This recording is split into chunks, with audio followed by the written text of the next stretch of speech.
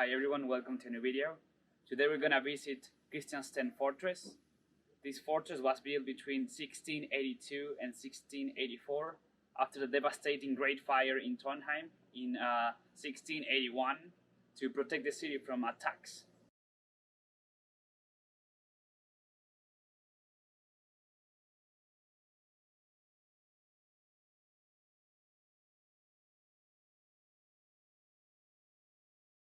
As you can see, the fortress was built on a strategic hill in the middle of the city so that we have a perfect view of the whole city if you walk around. I could explain you some facts about the place, probably make it a bit boring, but you know what, I found some videos made by professional historians that I'm gonna display after this so that you can have more information about this place. So if you're curious, just stick to the end. In the Middle Ages, but by the 17th century, Sweden became a European superpower, and Denmark constantly lost territory to Sweden. Both Jämtland and Härjedalen were lost, and in 1657 the whole of Trøndelag was lost, and it had to be recaptured the following year. In 1660 the construction of the fortifications on Munkholmen began. Only after the Great City Fire in 1686 began the construction of Kristiansten fortress, which became the city's great protector for the next 100 years. The fortress was closed as a fortification in 1816, but it was allowed to retain its role as a fire station, flag hoisting station and salute station, in addition to a military magazine and base. The dominant location secured Kristiansten's great symbolic value, and fittingly enough, the first pure Norwegian flag was hoisted here on the dissolution of the Union with Sweden in 1905. The fortress was not just to be a place for hosting parties and other engagements. In 1923, the city was shaken by a great tragedy when a gunpowder magazine blew up, and a mother of a small child was killed by the stones that hailed down over the buildings west of the walls. Also, during the German occupation from 1940 until 1945, Norwegian patriots were executed here by the Nazis. In 1949, the area was open to the public, and today Kristiansten is again a venue for holidays and celebrations, including as a salute fortress that pays homage to our royals when they visit the city. The property is currently owned by the state and the Ministry of Defense, and, as you see it today, consists of the keep in the middle, surrounded by a star-shaped wall, with the main gate facing east. QR codes have been posted in numerous places throughout the fortress, and by scanning these QR codes with a smartphone, you can learn more about its history. Rooms inside the fortress walls are called casemates. The word comes from Latin or Italian and means covered house. The development of large bombers, so-called siege mortars, forced the construction of bomb-proof underground spaces throughout the 18th century. The casemates on Kristiansten were built into the new Crown Prince's Bastion in the 1740s under the reign of King Frederick V, who also has his mirrored monogram over the keystone on the main gate. In addition to the staff rooms, the casemates were also used as gunpowder chambers and magazines. A smithy and the smallest casemate, the one next to the main gate, was used as a detention cell. Engineer Major North, Engineer Wilster and Mason Banch were responsible for the redevelopment, but did such a poor job that they ended up being fined. The fines were used to repair the damage they had caused. The casemates were restored in 1997 and are today used as chapels, function rooms and warehouses. Here I am in the little prison of this fortress. As you can see, it's not that big, and they used to fit several men right inside of here.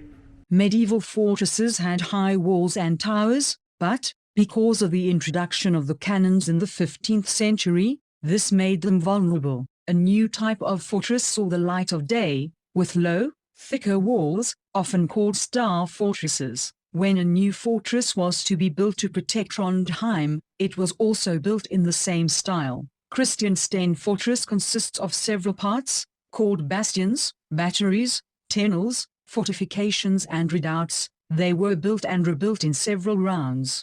Parts of the King's Bastion are from the original fortifications from the 1680s, but took their current form from 1745 to 1747.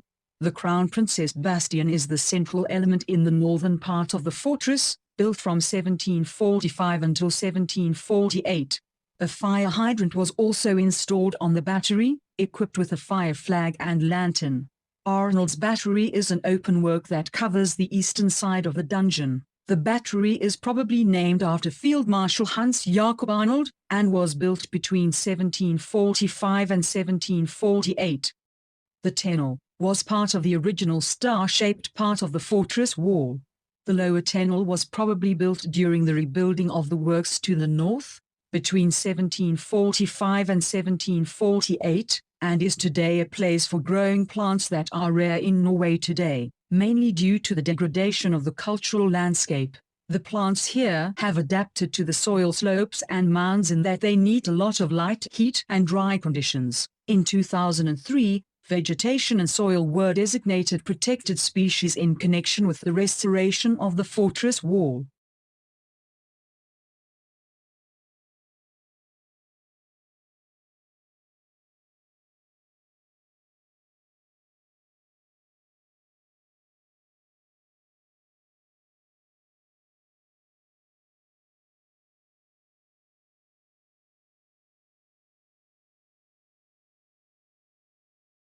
Outbuildings were built around a main fortress to cover blind spots. Gruner's fortification, east of the main gate, was built in 1691, consisted of earthen ramparts and was open to the fortress so that it could not be used against the defenders if it was captured from here. The defenders could shoot along the escarpment, the wall, as we see it today. Frolich's fortification, north of the fortress, was also built in 1691. From here, a besieging enemy could shoot in over the walls of the main fortress, which made the hill important to defend. Officers' School was started in 1900 as the barracks with classrooms for the artillery's Chief Constable School in Trondheim, in Smarberget beside Kristiansten fortress. In 1911, a new side wing was built to the south. In the same year, the non-commissioned officers' school moved in, but they continued teaching in Munkegata.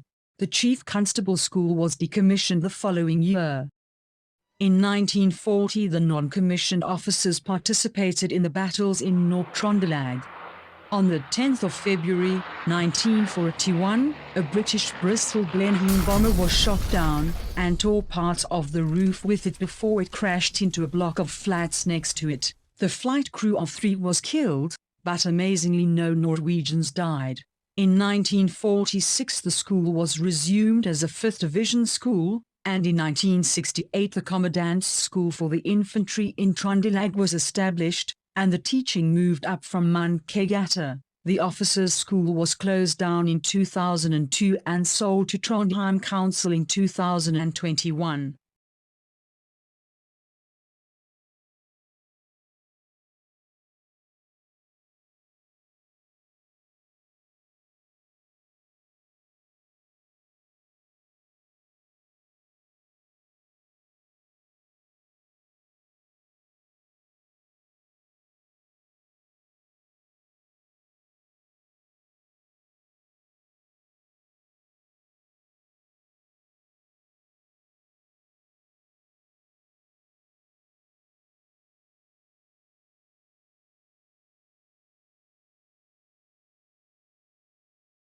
City centre bears the mark of being a constant military historical cultural landscape. Between the cathedral and Nidelva lies Norway's best preserved medieval complex, the Archbishop Residence. After the Reformation in 1537, the king took over and the name King's Residence was adopted. The facility was also called Trondheim Armory. Cannons, bullets and gunpowder were stored here in grand medieval halls until the 20th century, when the military gradually withdrew from the King's Residence, leaving behind names on the buildings such as the Lavet House, the Field Artillery Wing, and the Artillery Building. The commander's mess at Prince Karl's Bastion was built by the Germans in 1942. The large white magazine building, the district's engineer's office, residence, and the hen house are the last of a long line of military buildings and bastions between Old City Bridge and Elgseter Bridge, called Marinen, after the naval base they were originally a part of. The military historical cultural landscape ends at Skansporten in the west. Here, the King and Queen's bastions guarded the only land-based access to the city. The mighty ramparts from the 17th century are still clearly visible. There is also the military hospital built in the 1820s, now taken over by the Justice Museum. Artillery Regiment No. 3 also had its offices here in the post-war period. The fortress offers you different views. Most people focus on the fjord, but they forget that you can also get a nice view from the city on this side of the fortress.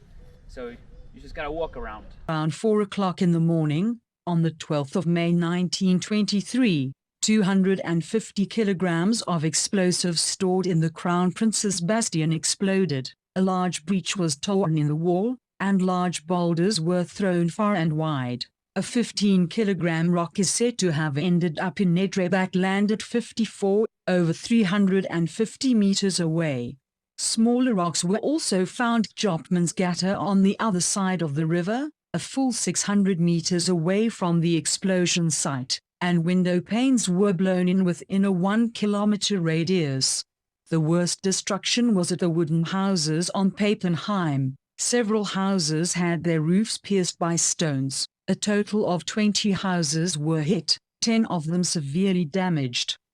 In General Budde's Gate, 3 to 4 houses were completely destroyed. In house number 8, a woman was killed whilst sleeping with her 2 youngest children in bed. She was home visiting after emigrating to America.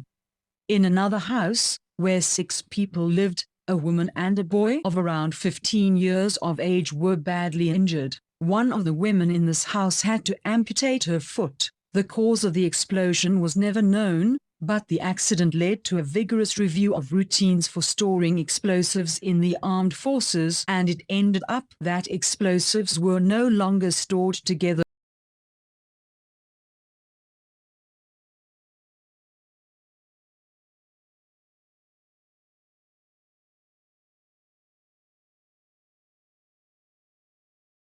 During the years of occupation from 1940 until 1945.